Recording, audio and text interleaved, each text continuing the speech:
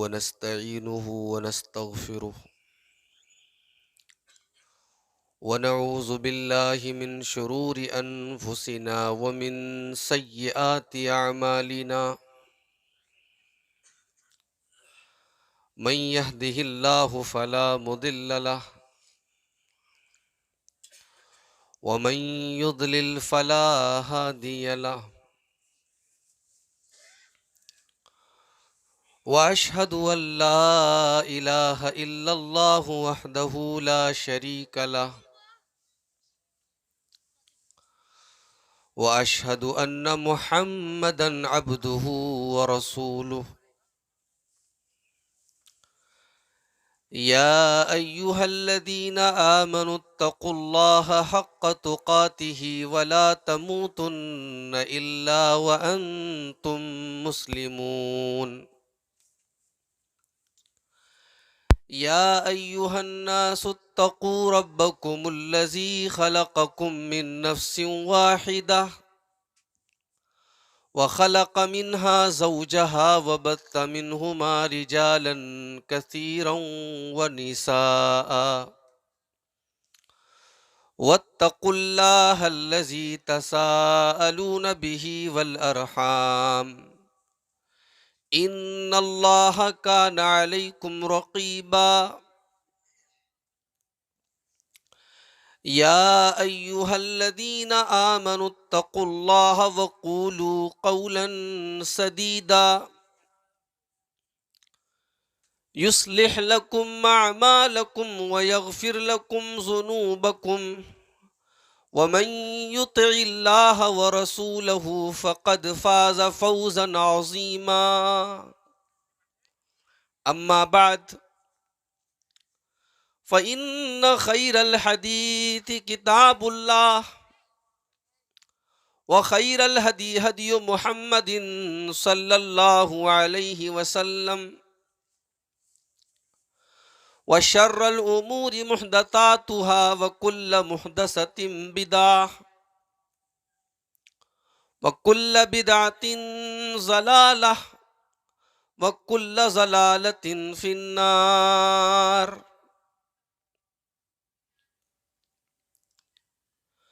أعوذ بالله من الشيطان الرجيم بسم الله الرحمن الرحيم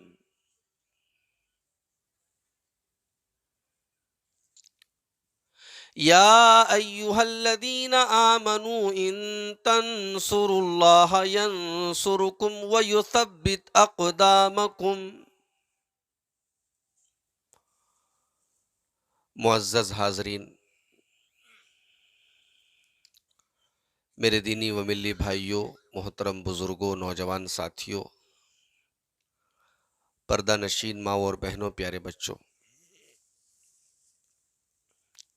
सबसे पहले मैं आप सब से माज़रत चाहता हूँ। जिस ट्रेन से मैं बनारस से आपके बीच में आ रहा हूँ, वो ट्रेन तकरीबन 4.5 घंटे लेट थी, जिसकी वजह से मैं रात के लगभग 3 बजे आपके इस प्रोग्राम में हाज़िर हुआ हूँ। और मुझे इस बात का पूरा एहसास है कि सर्दी के मौसम को देखते हुए भी और इसलिए भी कि बहुत सारे लोगों ने शायद ये सोचा हो कि मौलाना नहीं आ रहे हैं, प्रोग्राम से चले गए, मगर जितने लोग भी यहाँ बैठे हुए हैं,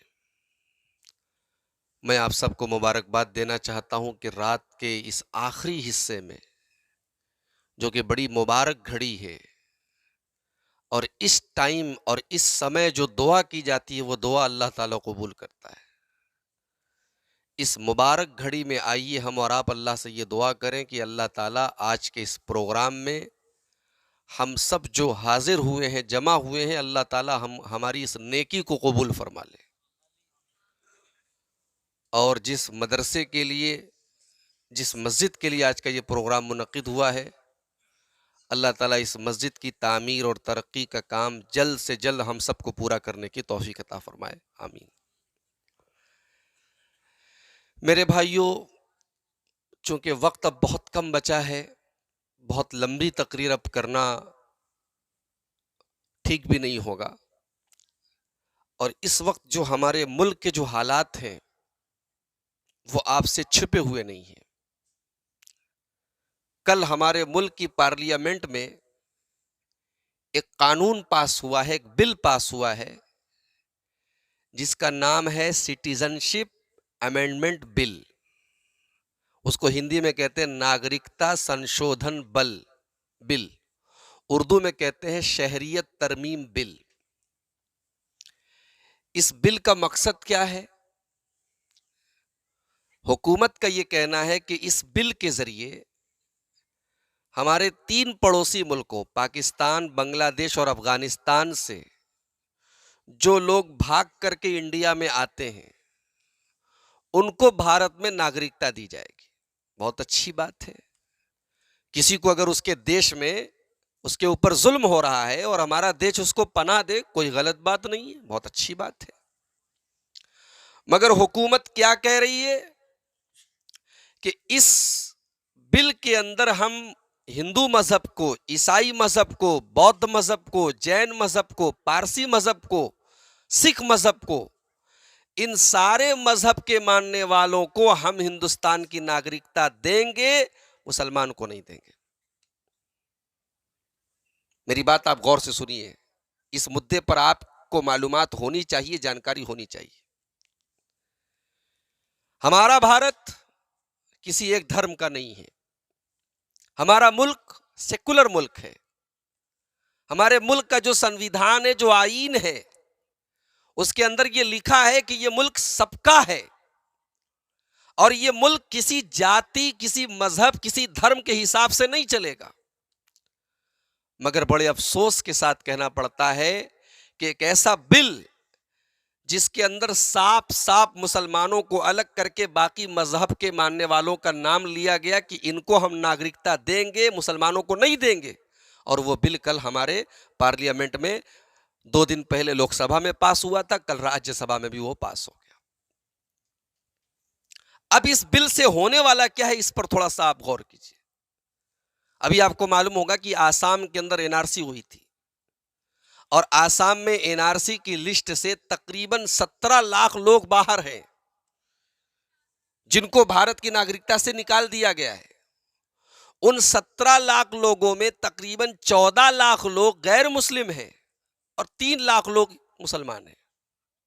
अब इस बिल के आने के बाद 14 लाख जो गैर मुस्लिम हैं उनको तो भारत की नागरिकता मिल जाएगी, जो 3 लाख मुसलमान हैं वो बेचारे डिटेंशन कैंपों में जानवरों की जिंदगी गुजारेंगे। और हुकूमत की प्लानिंग ये है कि ये काम सारे मुल्क में हो और सारे मुल्क के मुसलमानों को इसी तरीके से परेशान किया जाए। इस मौके पर एक बहुत बड़ा सवाल पैदा होता है कि हम और आप तो मुसलमान हैं, एक अल्लाह की तौहीद के मानने वाले हैं, एकेश्वरवाद के मानने वाले हैं, एक अल्लाह के आगे सर झुकाने वाले हैं, हमारे साथ ऐसा क्यों हो रहा है? अल्लाह ताला हमारी मदद क्यों नहीं कर रहा है? तो इसका जवाब भी अल्लाह ताला ने कुरान में दे दिया है। या अय्युहल्लज़ीना आमनू इन तंसुरुल्लाह यंसुरुकुम व युसब्बित अक़दामकुम। ऐ ईमान वालो, जब तुम अल्लाह की मदद करोगे अल्लाह तुम्हारी मदद करेगा। जब तुम अल्लाह ताला की मदद करोगे अल्लाह तुम्हारी मदद करेगा। वयुसब्बित अक़दामकुम, और अल्लाह ताला तुम्हारे कदम को मजबूत कर देगा, तुम्हें जमा देगा, तुम्हें शक्ति देगा, तुम्हें ताकत देगा। अल्लाह की मदद हम कैसे कर सकते हैं? यानी जब तुम अल्लाह के दीन की मदद करोगे, जब तुम अल्लाह के बंदों की मदद करोगे, जब तुम अल्लाह के दीन के लिए मेहनत करोगे, कोशिश करोगे, अल्लाह तुम्हारी मदद करेगा। मेरे प्यारे साथियों, आज भारत के अंदर इतनी नाजुक घड़ी है, इतने नाजुक हालात हैं, मगर फिर भी मुसलमान अपने दीन से दूर है। शराब पीने वाले शराब पी रहे हैं, नशा करने वाले नशा कर रहे हैं, जिना करने वाले जिना कर रहे हैं। सारे जो गलत काम पहले हो रहे थे वो आज भी हो रहे हैं। अल्लाह ने ज़रूर हमारी मदद का वादा किया है, मगर अल्लाह ने कंडीशन लगाई है, अल्लाह ने शर्त लगाई है। या अय्युहल्लज़ीना आमनू इन तंसुरुल्लाह यंसुरकुम, ऐ ईमान वालो हम ज़रूर तुम्हारी मदद करेंगे, शर्त यह है कि तुम हमारे दीन की मदद करो, हमारे इस्लाम की मदद करो। और आगे बढ़िए, कुरान कहता है वकान हक्कन अलैना नस्रुल मुमिनीन, अल्लाह फरमाता है हम ईमान वालों की मदद जरूर करेंगे, ईमान वालों की मदद करेंगे, बेईमानों की मदद नहीं करेंगे। मेरे भाइयों, हमें मानना पड़ेगा कि आज हम बेईमान हो चुके हैं। कितने मुसलमान ऐसे हैं जिनको ईमान का मतलब भी नहीं मालूम, जिनको तौहीद का मतलब भी नहीं मालूम, जो जहां चाहे वहां जाकर के अपना सर झुका करके अपने ईमान का जनाजा निकाल लेते, अपनी तौहीद का जनाजा निकाल लेते। कितने मुसलमान ऐसे, उनके हाथों में, उनके गले में, उनके पैर में, उनके पेट में आपको तावीज मिलेंगे, लाल काले पीले धागे मिलेंगे, और उनका यह अकीदा है, उनका यह विश्वास है कि जब तक ये धागा मैं पहने हुए हूं मुझे कोई मुसीबत नहीं पहुंचेगी, मुझे कोई तकलीफ नहीं पहुंचेगी। जरा गौर करो, क्या एक मुसलमान का ईमान और अकीदा इतना कमजोर हो सकता है? अल्लाह तो कुरान में कहता है वइयम सस्कल्लाहु बिदुर्रिन फला काशिफ लहू इल्लाहू, अगर तुम्हें अल्लाह ताला कोई मुसीबत पहुंचाना चाहे तो कायनात की कोई ताकत रोक नहीं सकती। वइयुरिदका बिखैरिन फला रद्द लिफज़लिही, और अगर अल्लाह ताला तुमको कोई भलाई देना चाहे, कोई अच्छाई देना चाहे, तुमको पैसा देना चाहे, इज्जत देना चाहे, शोहरत देना चाहे, तो दुनिया की कोई ताकत उसको भी नहीं रोक सकती। इज्जत अल्लाह के हाथ में है, दौलत अल्लाह के हाथ में, नफा अल्लाह के हाथ में, नुकसान अल्लाह के हाथ में। मगर आज का मुसलमान आप देखें कहां कहां जाके अपना सर झुका रहा है। अल्लाह की मदद कैसे आएगी मेरे भाइयों? अल्लाह की मदद तब आएगी जब हम अपने ईमान को सही करेंगे, अपनी तौहीद को सही करेंगे। इसी भारत के अंदर आप यकीन नहीं करेंगे, बिल्ली का मजार भी मौजूद है। बिल्ली के मजार पे जाके मुसलमान माथा टेक रहा है। घोड़े का मजार हमारे उत्तर प्रदेश के अंदर, यूपी के अंदर मौजूद है। तोते का मजार कर्नाटक के अंदर, गुलबर्गा के अंदर मौजूद है। गौर करो कि जो मुसलमान सारी दुनिया को तौहीद का और एक ईश्वरवाद का पाठ पढ़ाने आया था, जो हिंदू धर्म के लोगों को यह बताने आया था, जो ईसाई मजहब के लोगों को यह बताने आया था कि तुम्हारे मजहब में भी तौहीद है, आज वही मुसलमान शिर्क कर रहा है। आज वही मुसलमान अल्लाह के साथ दूसरों को शरीक कर रहा है। पूरे कुरान में अल्लाह ने किसी और पाप के बारे में यह नहीं कहा कि हम माफ नहीं करेंगे। पूरे कुरान में अल्लाह ने हर जगह यही कहा है कि मैं गफ्फार हूं, मैं रहमान हूं, मैं रहीम हूं, मैं माफ करने वाला हूं।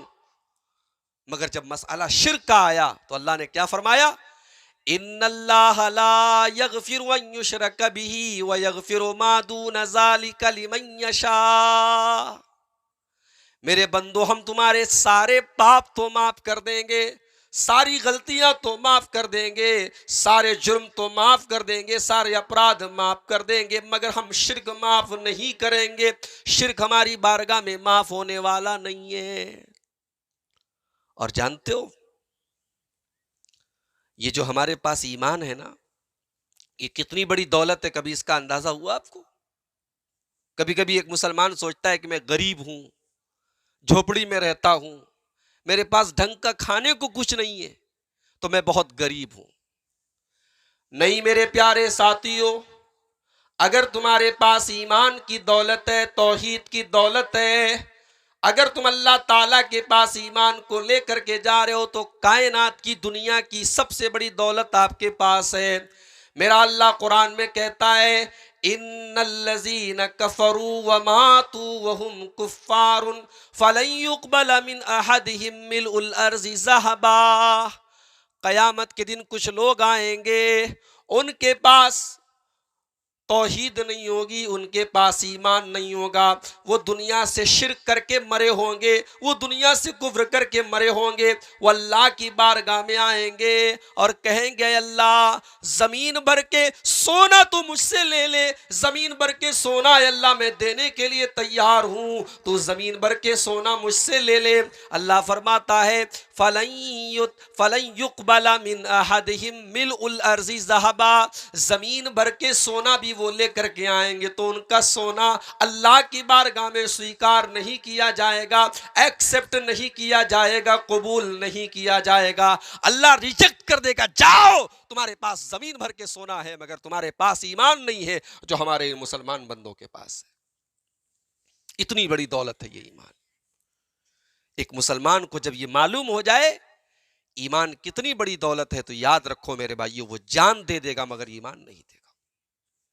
और मैं एक बात कह रहा हूं, उसको दिमाग के कोने में कहीं फिट कर लो, एनआरसी लागू होगी और मुझे डर है इस बात का कि बहुत सारे हमारे मुसलमान भाई जिनका ईमान कमजोर है, जिनका अकीदा कमजोर है, वो मुर्तद भी होंगे, वो ईमान से अपने समझौता भी करेंगे। उनका नाम होगा सिराजुल हक, उनका नाम होगा मोहम्मद इस्लाम, लेकिन वो गवर्नमेंट के आगे जाकर के बताएंगे मेरा नाम शंभूलाल है, मेरा नाम संजय है, मेरा नाम विजय है, अपना नाम भी बदलेंगे सिर्फ इसलिए ताकि एनआरसी की लिस्ट में मेरा नाम आ जाए। ये हालात भी आने वाले हैं मेरे प्यारे साथियों। मगर मेरे प्यारे साथियों, अल्लाह न करे ये हालात हिंदुस्तान के अंदर आ जाएं। अगर ये हालात आ गए तो एक बात याद रखो, जो आदमी इस्लाम लाने के बाद अपने इस्लाम को छोड़ दे, अपनी जान को बचाने के लिए अपने ईमान से हाथ धो दे, उससे बड़ा खसारा उठाने वाला कोई नहीं होगा।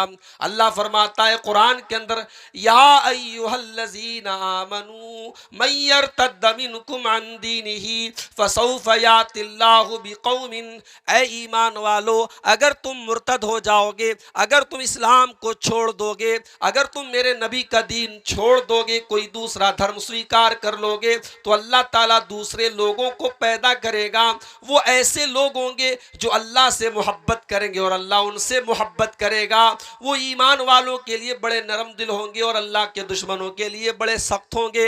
युजाहिदून फी सबीलिल्लाह, वो अल्लाह की राह में जिहाद करेंगे, वला यखाफून लौमत लाइमिन, और अल्लाह की राह में किसी की कोई परवाह नहीं करेंगे। अल्लाह ऐसे लोगों को पैदा करेगा। अगर हमने ईमान से समझौता किया तो अल्लाह ऐसे लोगों को पैदा करेगा। फिरौन का नाम सुना है आपने? बहुत बड़ा जालिम था, बहुत बड़ा जालिम था फिरौन। फिरौन के घर में उसकी बेटी को कंघी करती थी एक औरत, नौकरानी थी, गरीब औरत थी, वो फिरौन की बेटी को कंघी करती थी। एक दिन उसके हाथ से कंघी गिर गई। उस गरीब औरत ने कहा, जैसे ही उसके हाथ से कंघी गिरी उसने कहा बिस्मिल्लाह, अल्लाह का नाम ले लिया उसने। हमारे यहां अगर किसी के हाथ से कोई सामान गिर जाए तो लोग क्या बोलते हैं? अरे अम्मा, अरे अब्बा, अरे बाप रे। लोग बाप का, माँ का नाम लेते हैं। मुझे मालूम नहीं आपके बंगला में क्या बोलते हैं, लेकिन हमारे यहाँ उर्दू में, यूपी वगैरह के अंदर बाप रे, माँ रे ऐसे बोलते हैं। लेकिन इस्लाम क्या सिखाता है कि आपके साथ अचानक ऐसी कोई घटना हो जाए तो फौरन अल्लाह का नाम आपकी जुबान से आना चाहिए। कोई बुरी खबर सुनो, किसी का एक्सीडेंट हो गया, किसी का इंतकाल हो गया, कोई अचानक से मुसीबत आ गई, तो फौरन क्या मुंह से निकलना चाहिए? इन्ना लिल्लाहि व इन्ना इलैहि राजिऊन। कोई अच्छी चीज देखो, माशाअल्लाह, सुभान अल्लाह। ये एक मुसलमान का ये जुमला होना चाहिए। उस औरत के हाथ से कंघी गिरी, उसने कहा बिस्मिल्लाह। फिरौन की बेटी बोली, ये तुम किसका नाम ले रही हो? वो औरत बोली, मैं अल्लाह का नाम ले रही हूं जो मेरा रब है। कहा अच्छा, क्या तुम मेरे बाप को अपना रब नहीं मानती हो? कहा कि नहीं नहीं, मैं तुम्हारे बाप को अपना रब नहीं मानती हूं, मैं तो अल्लाह को अपना रब मानती हूं। गौर करो मेरे प्यारे साथियों, वो औरत गरीब है, कमजोर है, नौकरानी है, मगर उसके ईमान को जरा देखो, उसकी तौहीद को देखो। वो कह रही है कि मैं अल्लाह को अपना रब मानती हूं, तेरे बाप को नहीं मानती हूं। फिरौन की बेटी बोली, सोच लो, मैं अपने अब्बा को, अपने बाप को ये बात बता दूंगी। क्या बता सकती हो? फिरौन की बेटी ने अपने बाप को ये बात बताई। फिरौन ने बुलवाया वो नौकरानी, फिरौन के महल में काम करने वाली वो नौकरानी दरबार में लाई गई। फिरौन ने पूछा, अल्लाह की रब्बन गैरी, क्या तू मेरे अलावा किसी और को भी अपना रब मानती है? क्या तू मुझे अपना रब नहीं मानती है? मेरी प्यारी माँ बहनों, उस औरत का ईमान देखो और अपने ईमान का जायजा लो। आज हमारी औरतों के अंदर ईमान की बड़ी कमी है। आज शिरकिया कामों में मर्दों से ज्यादा औरतें आगे हैं। आज इस्लाम के खिलाफ काम करने में मर्दों से ज्यादा औरतें आगे हैं। वो औरत कितने मजबूत ईमान वाली और कितने मजबूत तौहीद वाली है। वो फिरौन के दरबार में खड़े होकर पूरी हिम्मत के साथ कहती है, ऐ फिरौन कान खोल करके सुन ले, रब्बी व रब्बुकल्लाह, ऐ फिरौन मैं अल्लाह को अपना रब मानती हूं और अल्लाह मेरा भी रब है और तेरा भी रब है। फिरौन ने कहा, अच्छा इतनी बड़ी गुस्ताखी? फिरौन ने कहा, जला दूंगा तुझको, तेरे पूरे परिवार को खत्म कर दूंगा। औरत ने कहा, कोई परवाह नहीं है, तू जला सकता है। चुनांचे फिरौन ने एक गाय मंगवाई, तांबे की गाय, तांबे की गाय बनवा करके उसके अंदर आग जलवाई और उसके बाद उस औरत को और उसके तमाम बच्चों को आग में डाले जाने का हुक्म दे दिया। फिरौन ने आग जलवा करके उस औरत के सारे बच्चों को उसकी आंखों के सामने आग में डाले जाने का हुक्म दे दिया। मेरी प्यारी माँ बहनों, एक माँ के लिए इससे बढ़ के परीक्षा क्या होगी, इससे बढ़ के इम्तिहान क्या होगा? उसकी आंखों के सामने उसके बच्चों को आग में डाल के जला दिया जाए, खत्म कर दिया जाए।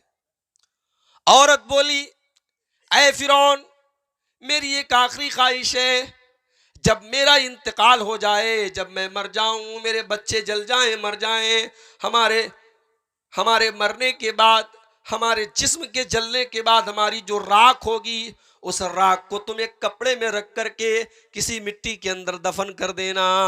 फिरौन ने कहा, ठीक है, हम तुम्हारी इस बात पर अमल करेंगे। चुनांचे हदीस के अल्फाज हैं, मुस्नद अहमद की रिवायत है, उस औरत की आंखों के सामने एक एक करके उसके सारे बच्चों को आग में डाल दिया गया। आखिर में औरत बची और उसकी गोद में एक दूध पीता बच्चा बचा था। सारे बच्चों को तो उस औरत ने अपनी आंखों के सामने आग में जलता हुआ देख लिया। अब दूध पीता बच्चा है, अब मां का कलेजा मान नहीं रहा है। औरत झिझकने लगी, पीछे हटने लगी। औरत बर्दाश्त उसको नहीं हो रहा था कि मेरा दूध पीता बच्चा, मैं उसको कैसे आग में लेकर के जाऊं। अल्लाह के प्यारे नबी फरमाते हैं, अल्लाह ताला ने उस दूध पीते बच्चे को जुबान दे दी।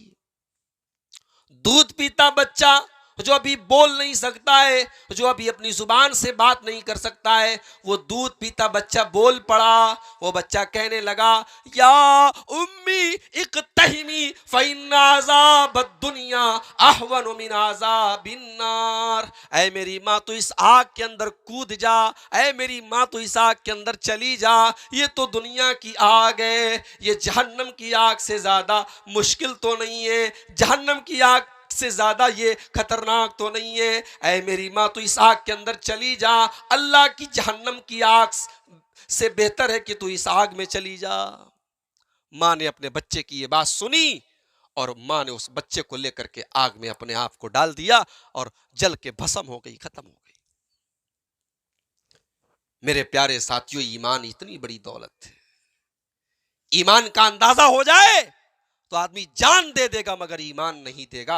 मगर आज हिंदुस्तान के अंदर ऐसे हालात आ रहे हैं। अल्लाह ने मदद का वादा किया है, मगर शर्त यह है कि तुम ईमान पर रहो, तुम तौहीद पर रहो।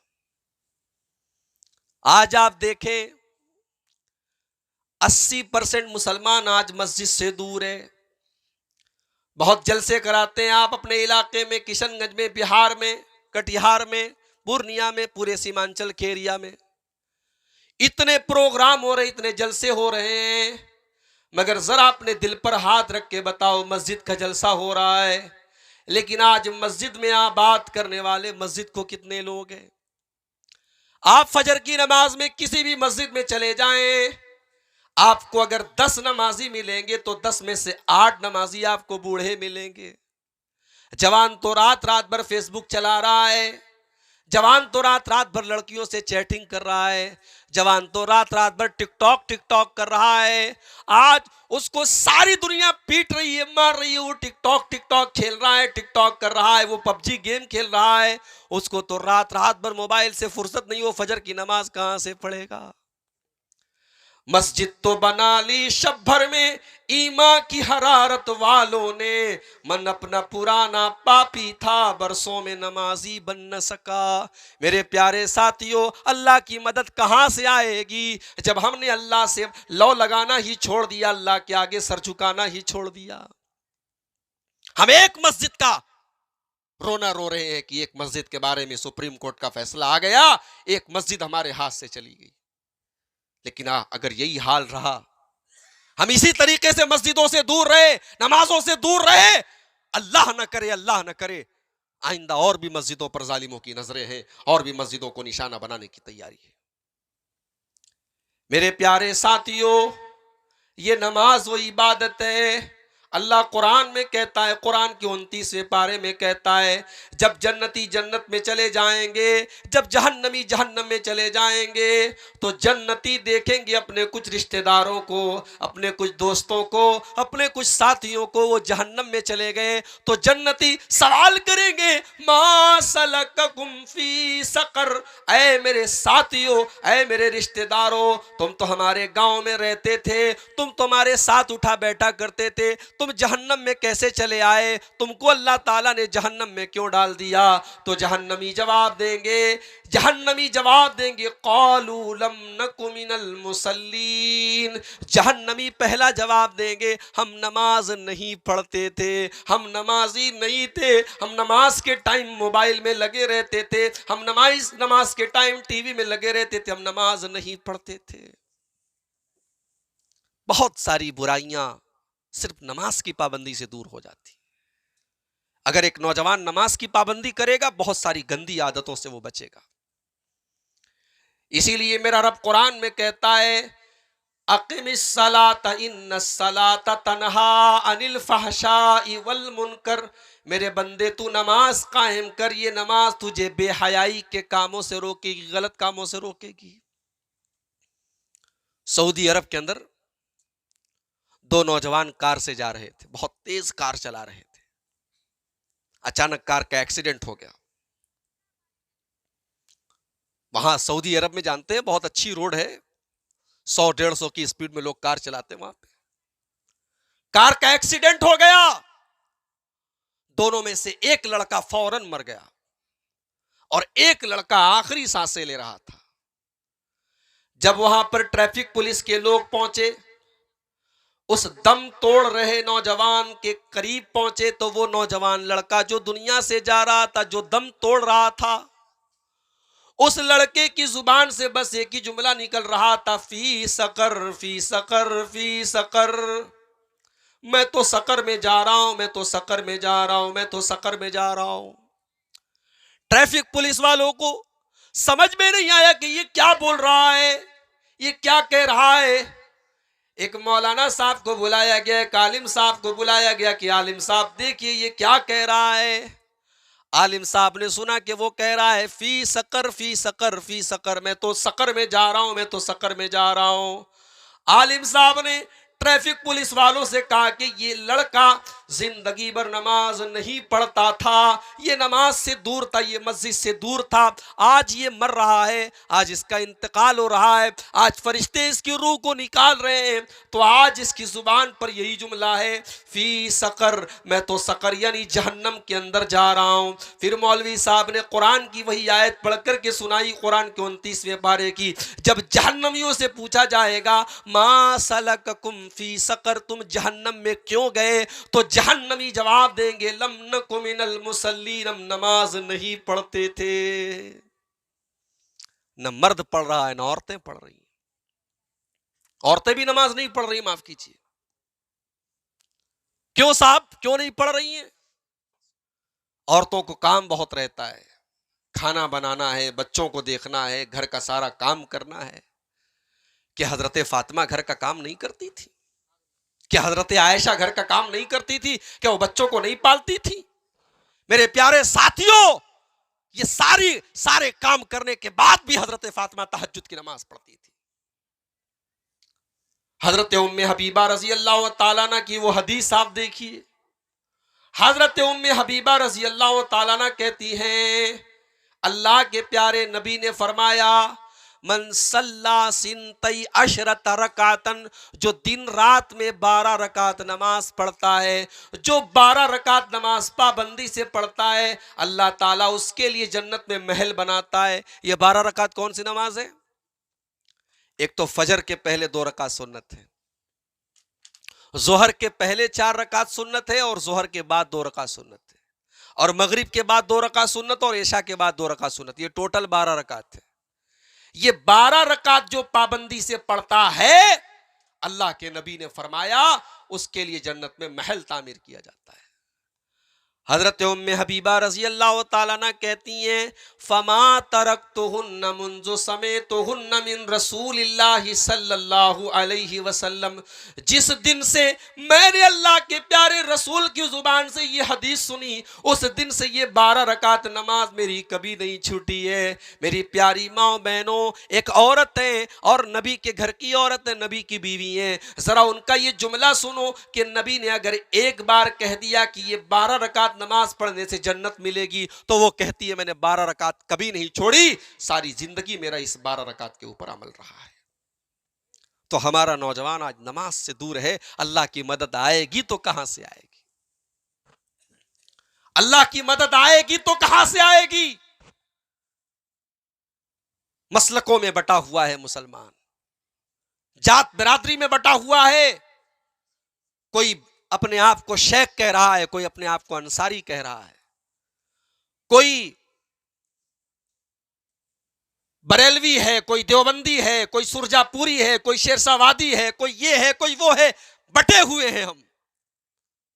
ठीक है, आपने अपनी बिरादरी का और अपने समाज का जो भी नाम रखा है, ठीक है, आप अपने अपने समाज के नाम के साथ अपना नाम लीजिए, वो गलत नहीं है।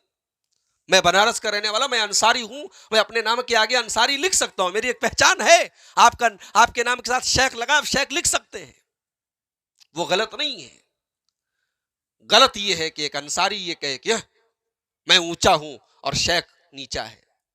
गलत ये है कि शेख बिरादरी का आदमी कहे कि मैं ऊंचा हूं, फला नीचा है। अपनी बिरादरी पर फख्र करना ये इस्लाम नहीं सिखाता है। इस्लाम ये कहता है तुम सब आपस में भाई भाई हो। इसीलिए अल्लाह कुरान में कहता है, वातसिमू बिहब्लिल्लाहि जमीअन वला तफर्रकू, ऐ ईमान वालो अल्लाह की रस्सी को मिल करके थाम लो और आपस में फिरकों में न बटो। इतना सब कुछ हो गया हिंदुस्तान में, मगर अभी भी फिरकों में बटा हुआ है मुसलमान। एक मसलक का जलसा है, दूसरे मसलक का मुसलमान नहीं आता है। क्यों साहब? हमारे मसलक का जलसा नहीं है। एक मसलक का प्रोग्राम है, आलिम साहब आते हैं तकरीर करने के लिए, मौलाना साहब आते हैं, हजरत जी आते हैं, और दूसरे मसलक के आदमी को गाली देते हैं। मेरे प्यारे साथियों, क्या यही इस्लाम ने हमको सिखाया है?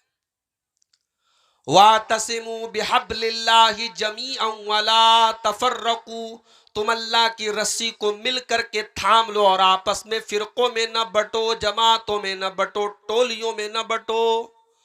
वज़कुरू नेमतल्लाहि अलैकुम इज़ कुंतुम आदाअन, और याद करो अल्लाह की नेमत को जब तुम एक दूसरे के दुश्मन थे, तुम एक दूसरे के खून के प्यासे थे। अल्लाह ने अपने नबी को भेजकर तुम्हें भाई भाई बना दिया। इस्लाम के पहले उसी अरब की धरती पर लोग एक दूसरे की जान ले लेते थे। जरा जरा सी बात पर कई कई नस्लों तक जंगें होती थी, लड़ाइयां होती थी। मगर अल्लाह के प्यारे नबी जनाब मोहम्मद रसूलुल्लाह सल्लल्लाहु अलैहि वसल्लम ने आकर के ला इलाहा इल्लल्लाह मोहम्मद रसूलुल्लाह का ऐसा कलमा पढ़ाया कि जो कल तक एक दूसरे से लड़ते थे, आज एक दूसरे के साथी बन गए, एक दूसरे के दोस्त बन गए। वही बात अल्लाह कुरान में कह रहा है, वज़कुरू नेमतल्लाहि अलैकुम इज़ कुंतुम आदाअन, अल्लाह की नेमत को याद करो, अल्लाह का उपकार याद करो, अल्लाह का एहसान याद करो। इज़ कुंतुम आदाअन, जब तुम एक दूसरे के दुश्मन थे, फ़अल्लफ़ बैना क़ुलूबिकुम, अल्लाह ने अपने नबी को भेज करके तुम्हें भाई भाई बना दिया, तुम्हारे दिलों में एक दूसरे की उल्फत डाल दी, मोहब्बत डाल दी। मुसलमान तो एक दूसरे की जान होना चाहिए मेरे भाई। अगर म्यांमार का कोई मुसलमान वहां की बहन की इज्जत लूट रही है तो हमें अपनी बहन समझ करके उसकी इज्जत की फिक्र हमें करनी चाहिए। अगर कश्मीर में जुल्म हो रहा है तो हमें उसके बारे में, हम किशनगंज के अंदर रहते हैं, इसका यह मतलब नहीं कि हम उससे बेखबर हो जाएं। हम उत्तर दिनाजपुर के अंदर रहते तो हम बेखबर हो जाएं। सारे मुसलमान को भाई भाई की तरह होना चाहिए। इसीलिए अल्लाह के प्यारे नबी फरमाते, मसलुल मोमिनीना फी तवाद्दिहिम व तआतुफिहिम व तराहुमिहिम कमसलिल जसदिल वाहिद। ऐ मुसलमानों, तुम्हें एक दूसरे के ऐसे हमदर्द हो जाना चाहिए, एक दूसरे का ऐसा साथ देने वाला हो जाना चाहिए जैसे इंसान का शरीर होता है, जैसे इंसान की बॉडी होती है। इंसान के बदन में पैर में भी कांटा चुभता है तो आंख से आंसू बहते हैं। पूरा बदन एक दूसरे से जुड़ा हुआ है। पूरी दुनिया का मुसलमान एक दूसरे से जुड़ा हुआ होना चाहिए। हम आज एक नहीं है, इसलिए भी हम मारे जा रहे हैं। मेरे भाइयों, किसी हीरोइन का कुत्ता अगर मर जाए, किसी हीरो का की बिल्ली मर जाए तो मीडिया में न्यूज बन जाती है। सलमान खान का कुत्ता मर गया, आमिर खान की बिल्ली मर गई, मीडिया में न्यूज बन जाती है। मगर मुसलमान का खून बहता है, किसी को कोई फर्क नहीं पड़ता। मुसलमान के साथ नाइंसाफी होती है, कोई फर्क नहीं पड़ता। पहले उत्तर प्रदेश के अंदर दिल्ली के करीब एक मुसलमान को मॉब लिंचिंग में मारा गया था। आपको मालूम होगा उसका नाम मोहम्मद अखलाक था। अखलाक से जो मामला शुरू हुआ है वो आज कहां तक चला गया है आप देखिए। झारखंड के अंदर कई वाकयात हुए, मध्य प्रदेश के अंदर वाकयात हुए, पूरे भारत के अंदर मुख्तलिफ वाकयात हुए और पूरी भीड़ ने मिलकर के मुसलमान को मारा है। हम कब एक होंगे मेरे भाइयों? हम कब मुत्तहिद होंगे? हम कब अपने अंदर इत्तेहाद और इत्तेफाक पैदा करेंगे? कब अपने मसलकी इख्तिलाफात को भुला करके मिल्लत के लिए और कौम के लिए और समाज के लिए हम एक होंगे? अल्लाह की मदद आएगी मेरे भाइयों मगर तब जब हम एक होंगे। और एक चीज और, अल्लाह की मदद क्यों नहीं आती, ये आज का हमारा टॉपिक है। अल्लाह की मदद क्यों नहीं आती? अल्लाह की मदद इसलिए भी नहीं आती क्योंकि आज का मुसलमान बेगैरत हो चुका है। बहन घर से निकलती है जींस की पैंट पहनकर, मिनी स्कर्ट पहनकर, चश्मा लगाकर, बाल की नुमाइश करके करते हुए, लिपस्टिक लगाकर चेहरे की नुमाइश करते हुए, और भाई अपनी उस बहन को बाइक पर किशनगंज की मार्केट में घुमा रहा है। बीवी साड़ी पहनकर, लिपस्टिक लगाकर, मेकअप करके, खुशबू लगा करके, शौहर उस बीवी को लेकर के मार्केट घुमा रहा है। मेरे प्यारे साथियों, आज अगर औरतें बेपर्दा है, बेहया है, हम सिर्फ औरतों को दोष नहीं दे सकते, उन औरतों को बेहया बनाने वाले हम और आप हैं। उन औरतों को बेपर्दा घुमाने वाले हम और आप हैं। उस बेटी का बाप है, उस बहन का भाई है, उस बीवी का शौहर है जो अपनी बीवी के साथ बेगैरती कर रहा है। जानना चाहते हैं बेगैरत का अंजाम क्या होता है? आइए अल्लाह के रसूल की एक हदीस आपको सुनाता हूं।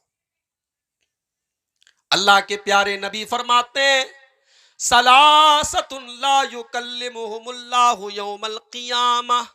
तीन लोग इतने बड़े बदनसीब होंगे, तीन तरीके के लोग इतने बड़े बदनसीब होंगे कि कयामत के दिन अल्लाह ताला ना तो उनसे बात करेगा, ना उनकी तरफ देखेगा, ना उनको गुनाहों से, पापों से पाको साफ करेगा। तीन बदनसीब लोग होंगे, अल्लाह बात भी नहीं करेगा। इसका मतलब यह हुआ कि अल्लाह नेक लोगों से बात करेगा कयामत के दिन। तीन लोगों से अल्लाह बात भी नहीं करेगा। कौन होंगे तीन लोग? नंबर एक, अल-आक़ुल-वालिदैहि, अपने माता पिता को सताने वाला, दुख देने वाला, उनकी आंखों में आंसू लाने वाला। अपने माँ बाप को सताने वाला, अपने माँ बाप को तकलीफ देने वाला कल कयामत के दिन अल्लाह की रहमत से दूर होगा। जिस माँ ने आपको जन्म दिया, जिस बाप ने आपके लिए अपना ऐशो आराम त्याग दिया, उस माँ को दुख देने वाला, उस बाप को दुख देने वाला कल कयामत के दिन अल्लाह की रहमत से दूर होगा। नंबर 2, मुतरज्जिला, और मर्दों की नकल करने वाली, मर्दों के जैसा कपड़ा पहनने वाली, मर्दों के जैसी चाल ढाल करने वाली औरत भी अल्लाह की रहमत से दूर होगी। कुछ औरतें होती हैं, उनको मर्द बनने का शौक रहता है, मर्दों के जैसा बाल कटवा के छोटा कर लेंगी, मर्दों की तरह शर्ट और जींस की पैंट पहन करके घूमना पसंद करेंगी। ऐसी औरत के ऊपर भी अल्लाह की लानत होती है, अल्लाह की रहमत उस औरत को नहीं मिलेगी। और नंबर 3, अद्दयूस, और बेगैरत आदमी, जिसके अंदर गैरत ना हो, जिसकी बहन बेटी, जिसकी बीवी बेपर्दा घूमती और उसको कोई फर्क ना पड़ता हो, जो अपनी बीवी को बेपर्दा घुमाता हो, अपनी बेटियों को बेपर्दा घुमाता हो, अपनी बहनों को बेपर्दा घुमाता हो, उस बेगैरत भाई की तरफ भी अल्लाह ताला कयामत के दिन नहीं देखेगा। उस बेगैरत बाप की तरफ भी अल्लाह ताला कयामत के दिन नहीं देखेगा। उस बेगैरत शौहर की तरफ भी अल्लाह ताला कयामत के दिन नहीं देखेगा। बेगैरत मत बनो मेरे भाइयों, गैरत वाले बनो, शर्म वाले बनो, इज्जतदार बनो। लोग कहते हैं मौलवी साहब लड़कियों का पहनावा बड़ा खराब हो गया है, लड़कियां देखिए आज कैसे कैसे कपड़े पहन रही। उन लड़कियों का कपड़ा लाने वाला कौन है? उन लड़कियों को वो कपड़ा दिलाने वाला कौन है? उसका भाई, उसका बाप, उसका शौहर, वो कहां मर गए? उन बेगैरतों की वजह से आज वो घर की औरतें बिगड़ रही हैं मेरे प्यारे साथियों। और हम सिर्फ ये नहीं कह सकते कि औरतें जिम्मेदार हैं। इस्लाम ने अगर ये कहा है कि औरतें पर्दा करें, इस्लाम ने अगर ये कहा है कि औरतें अपने जिस्म की नुमाइश न करें, तो उसी इस्लाम ने यह भी कहा है कि मर्द अपनी नजरों को नीचा रखें। कुरान का 18वां पारा उठाइए, औरतों को पर्दा करने का हुक्म बाद में दिया गया, उसके पहले मर्दों से कहा गया कुल लिल मोमिनीना यगुद्दू मिन अबसारिहिम व यहफज़ू फुरूजहुम। ऐ नबी आप मोमिन मर्दों से कह दीजिए, ईमान वाले मर्दों से कह दीजिए, अपनी निगाहों को नीची रखें और अपनी शर्मगाहों की हिफाजत करें। देखिए पहले मर्दों से कहा जा रहा है, औरतों से बाद में कहा जा रहा है।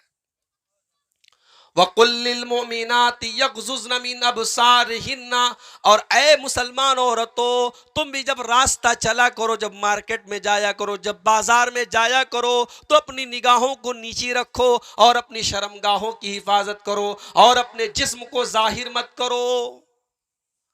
आज आप यकीन नहीं करेंगे, मुसलमान घरों की औरतें ऐसा लिबास पहन रही हैं कि उनका पूरा जिस्म नजर आ रहा है, पूरा जिस्म जो है कपड़ा पहनने के बावजूद नजर आ रहा है। और शायद उसी लिबास के बारे में और उसी कपड़े के बारे में अल्लाह के प्यारे नबी ने फरमाया था, सही मुस्लिम की रिवायत है, वनिसा उनका सियातुन आरियातुन मुमीलातुन माइलातुन, ऐसी औरतें जहन्नम का ईंधन बनेगी, जहन्नम में जाएंगी, जो कपड़ा पहन करके भी नंगी होंगी। मुमीलातिन, वो गैर मर्दों को अपनी तरफ आकर्षित करेंगी। माइलातिन, और खुद भी गैर मर्दों की तरफ माइल होंगी। ला यदखुलनल जन्ना, ऐसी औरतें तो जन्नत में नहीं जाएंगी। वला यजिदना रिहा, और जन्नत में जाना तो बहुत दूर की बात है, वो जन्नत की खुशबू भी नहीं पाएंगी। तो बेहयाई और बेगैरती भी बहुत बड़ा सबब है मेरे प्यारे साथियों हमारी तबाही और बर्बादी का। अल्लाह की मदद कैसे आएगी? अल्लाह की मदद इसलिए भी नहीं आ रही है मेरे प्यारे साथियों कि आज हम और आप अपने अखलाक और अपना कैरेक्टर हम देखें कि आज हमारा कैरेक्टर कैसा है। गाली गलौज में मुसलमान आगे है, लड़ाई झगड़े में मुसलमान आगे है, एक दूसरे के खिलाफ मुकदमाबाजी में मुसलमान आगे है। आज हमारा अखलाक कैसा है? अल्लाह के प्यारे नबी ने फरमाया, खियारुकुम अहासिनुकुम अखलाका, तुम में सबसे अच्छा इंसान वो है जिसके अखलाक सबसे अच्छे हों। मुसलमान गाली नहीं दे सकता। इसी किशनगंज के अंदर मुझे याद है 2 साल पहले की बात है, मैं किसी प्रोग्राम में आया था, शायद पंजीपाड़ा में कोई प्रोग्राम था, मैं आया था। रास्ते पे एक होटल में जलसे वाले आए थे मुझे लेने के लिए, होटल में लेके गए खाना खिलाने के लिए। तो मैंने देखा कि वहां मुझे इस्तिंजा की जरूरत थी, पेशाब की जरूरत थी, तो मैं होटल के पीछे गया तो देखा शराब की बहुत सारी बोतलें पड़ी थी। होटल मुसलमान का था। मैंने पूछा भाई साहब आप मुसलमान हैं? बोला हाँ मैं मुसलमान हूं। मैंने कहा आपके होटल में शराब की बहुत सारी बोतलें पड़ी हैं। कहा कि भाई अब क्या कर सकते हैं, हम शराब बेचते तो नहीं ना है। हमने कहा आप शराब बेचते नहीं है ठीक है, लेकिन आपकी दुकान पे लोग आके शराब पीते हैं और आप बर्दाश्त कर लेते हैं। कहा कि मौली साहब धंधा है, करना पड़ता है। कहा कि मौली साहब आप यकीन नहीं करेंगे कि शराब पी करके दुकान पर मेरे आकर के हंगामा करते हैं लोग, और मुझे दुकान पे लिखवाना पड़ा कि शराब पी के यहां हंगामा मत करो। और कहा कि आपको शायद यकीन ना आए कि इन शराब पीने वालों में 80% मुसलमान होते हैं। जब ऐसे हालात होंगे तो फिर हम कैसे उम्मीद करते हैं कि अल्लाह की मदद आएगी? अल्लाह की मदद आएगी तो कहां से आएगी? जो कौम शराब पिएगी, जो कौम ज़िना करेगी, जिस कौम के अखलाक और किरदार ऐसे होंगे, उस कौम के ऊपर अल्लाह का अजाब आएगा, अल्लाह की रहमत नहीं आएगी मेरे भाई। इसीलिए अल्लाह के प्यारे नबी फरमाते हैं सयकून फी उम्मती खसफुन व कसफुन व मस्कुन, मेरी उम्मत के ऊपर ऐसे हालात आने वाले हैं जब आसमान से पत्थरों की बारिश भी होगी और लोगों के चेहरे सूअर और बंदर के जैसे कर दिए जाएंगे, लोगों को जमीन में धंसा दिया जाएगा। सहाबा ने पूछा आए अल्लाह के रसूल वो जमाना कब आएगा, वो दौर कब आएगा? आपने फरमाया इजा ज़हरतिल क़ैनात वल माज़िब, जब नाचने गाने वालियां घरों के अंदर आ जाएंगी। आज आप टिकटॉक पर आप देख लें, बेशुमार मुसलमान लड़कियां टिकटॉक पर नाच गाने वाले वीडियो बना रही हैं, बेहुदा कपड़े पहन करके वीडियो बना रही हैं। उनके घर वालों को भी मालूम है, उनके बाप को भी मालूम है, उनके भाइयों को भी मालूम है, किसी को कोई फर्क नहीं पड़ता है। आज नाचने गाने वालियां मुसलमानों के घरों में आ गई, मुसलमानों ने अपनी बेटियों को नाचने गाने वालियां बना दिया है। इजा ज़हरतिल क़ैनात वल माज़िब, जब नाचने गाने वाली लड़कियां मुसलमानों के घरों में आ जाएंगी। वशरबतिल खुमूर, और अल्लाह के नबी फरमाते जब शराब बहुत ज्यादा पी जाएगी।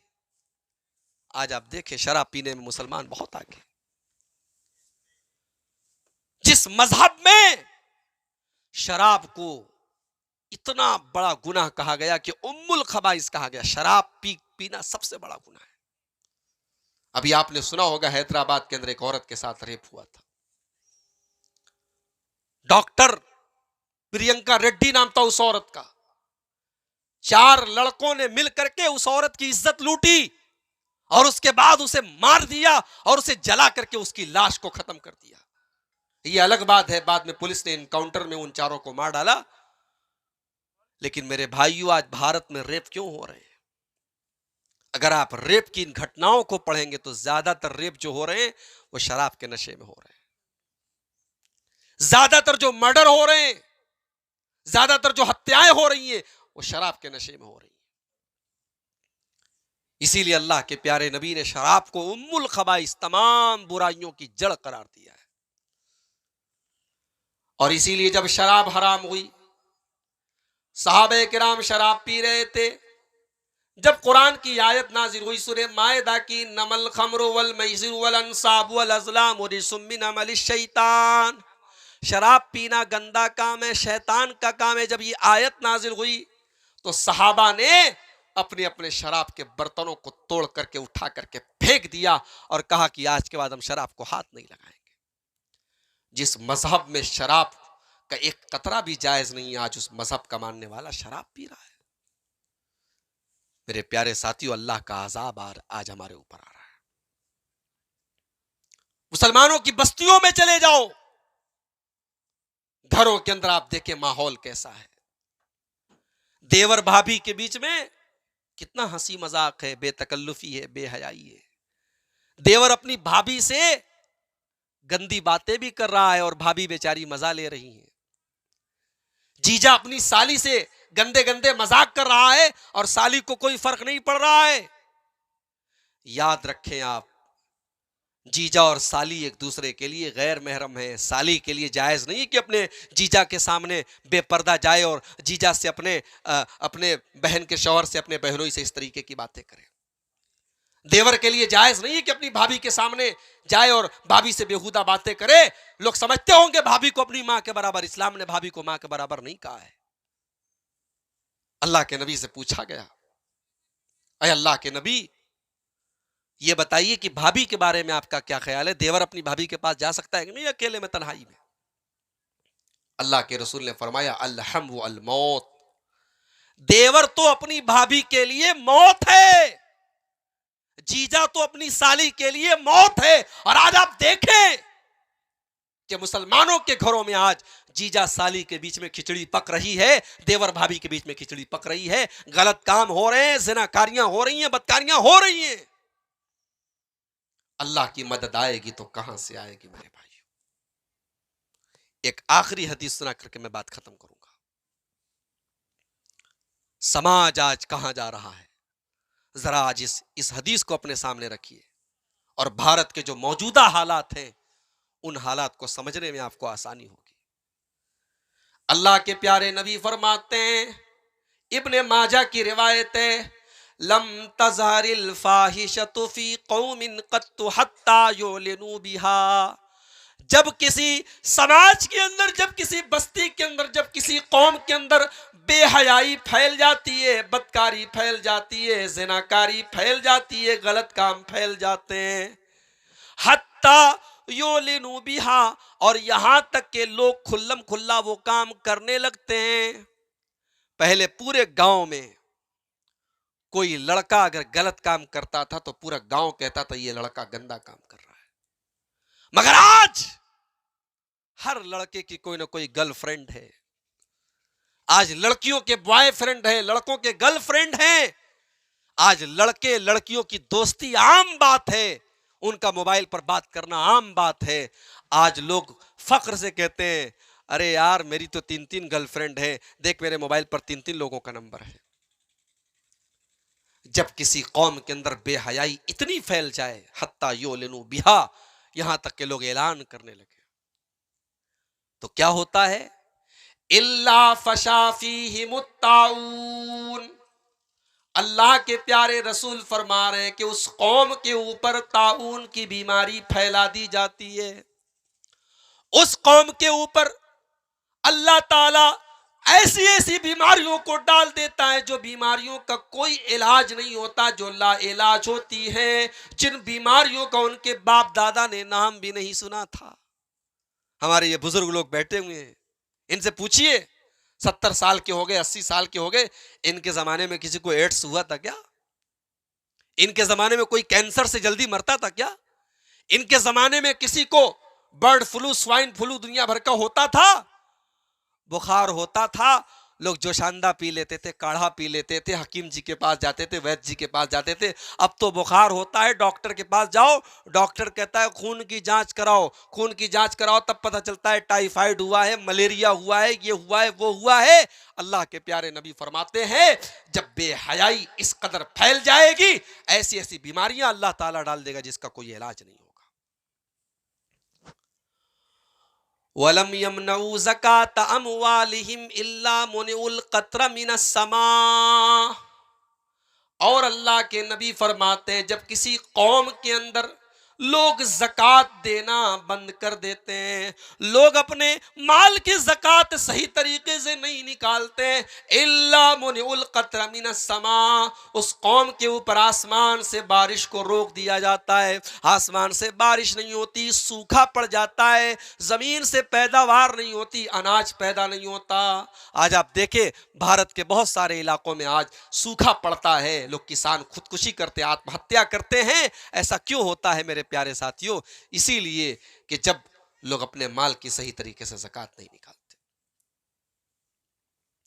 उसके बाद अल्लाह के नबी फरमाते हैं, और जब कोई कौम वलम यनकुसुल मिकियाल वल मीज़ान, जब नाप तौल के अंदर कमी करने लगती है, जब कारोबार में, व्यापार में, बिजनेस में चोरी करने लगती है, इल्ला उखिज़ू बिस्सिनीन व शिद्दतिल मऊनती, तो उस कौम के ऊपर महंगाई की मार डाल दी जाती है, उस कौम की अर्थव्यवस्था चौपट हो जाती है, उस कौम के कारोबार को अल्लाह ताला खत्म कर देता है। आज आप देख लें मुसलमान, हम दूसरों के बारे में तो नहीं कह सकते, हम पहले अपने बारे में देखें। आज मुसलमान जितने कारोबार करने वाले वो देखें, आज चोरी, आज बेईमानी, आज लूट मार करने में मुसलमान किसी से पीछे नहीं है।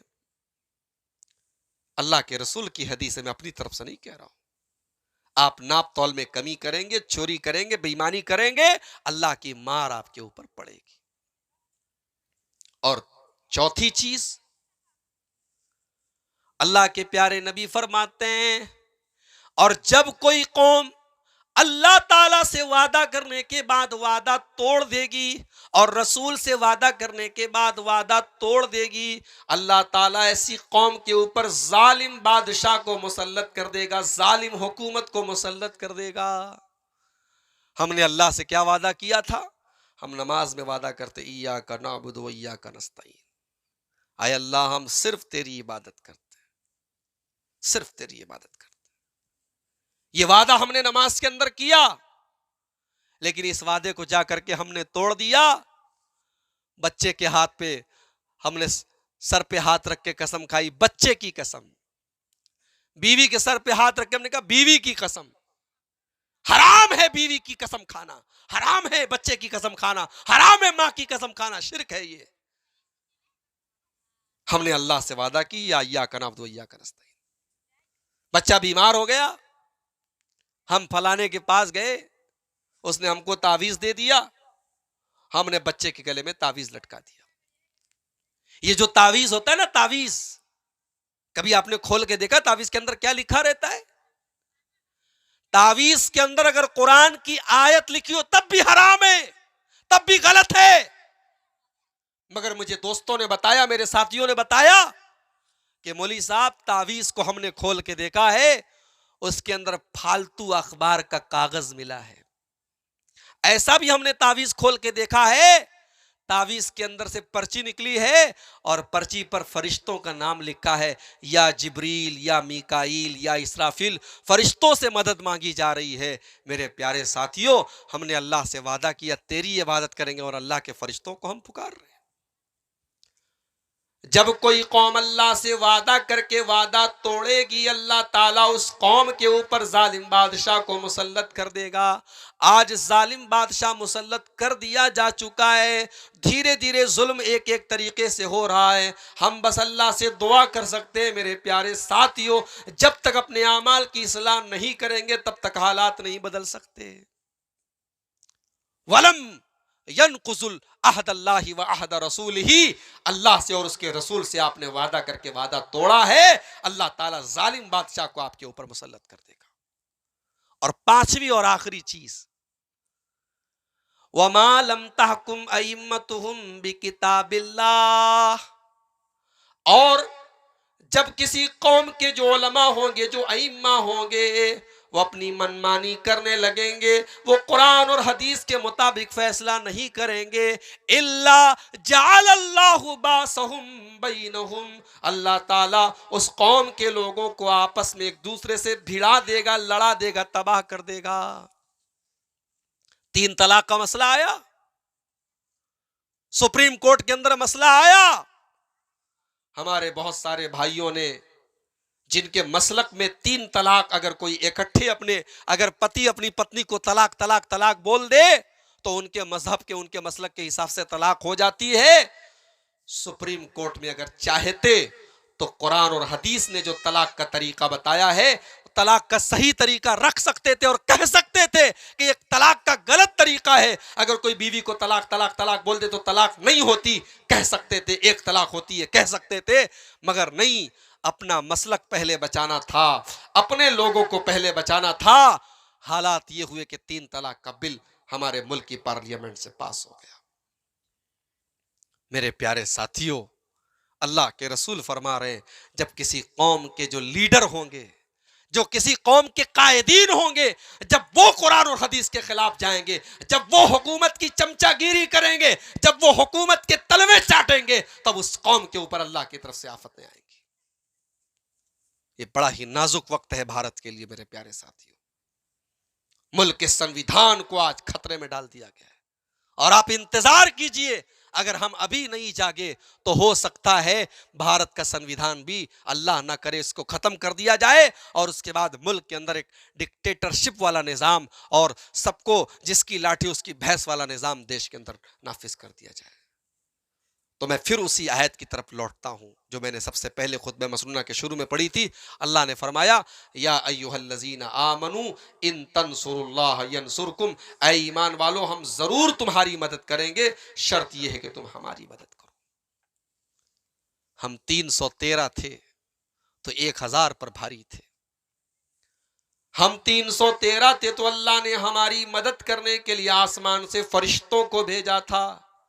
आज भी अल्लाह फरिश्तों को भेजने के लिए तैयार है। हम 313 वाला ईमान तो अपने अंदर पैदा करें, हम 313 वाला अमल तो अपने अंदर पैदा करें। मेरे प्यारे साथियों, आज भी अल्लाह मदद करने को तैयार है, शर्त यह है कि हम अल्लाह के दीन की मदद करें।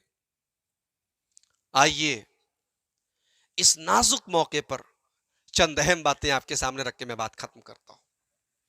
सबसे पहली बात, आप बिहार के रहने वाले हैं, माफ कीजिए बंगाल के रहने वाले हैं, और बंगाल और बिहार दोनों करीब करीब में स्टेट हैं। पार्लियामेंट में कल जो मामला पेश आया, उस मामले के बाद हमारे मुल्क की जो राजनीति है, जो पॉलिटिक्स है, उसको भी थोड़ा हम सबको समझने की जरूरत है। हमारे बहुत सारे ऐसे लीडर जिनको हमने ये समझ करके वोट दिया था कि ये हमारे हक में बात उठाएंगे, ये हमारे खिलाफ नहीं जाएंगे, कल पार्लियामेंट में उन्होंने हमारे खिलाफ फैसला किया है। इससे हमें बहुत बड़ा सबक मिला है कि हमें आगे अपनी रणनीति क्या बनानी होगी। दूसरा काम जो हमें बहुत अहम काम है मेरे प्यारे साथियों, कि हमारे जो मुसलमानों के जो लीडर हैं, जो उलमा हैं, जो मुख्तलिफ जमातें हैं, उनके जो जिम्मेदार हैं, अब सबको एक प्लेटफॉर्म पर आकर के मिल करके बैठ करके सोचना पड़ेगा कि इतना बड़ा कानून भारत के पार्लियामेंट में कल पास हुआ है, जो बहुत ही गलत तरीके से और बहुत ही जालिमाना तरीके से जिसको पास किया गया है, इस बिल के बारे में हम आगे की रणनीति क्या तय करें, इस पर हम सबको विचार करने की ज़रूरत है।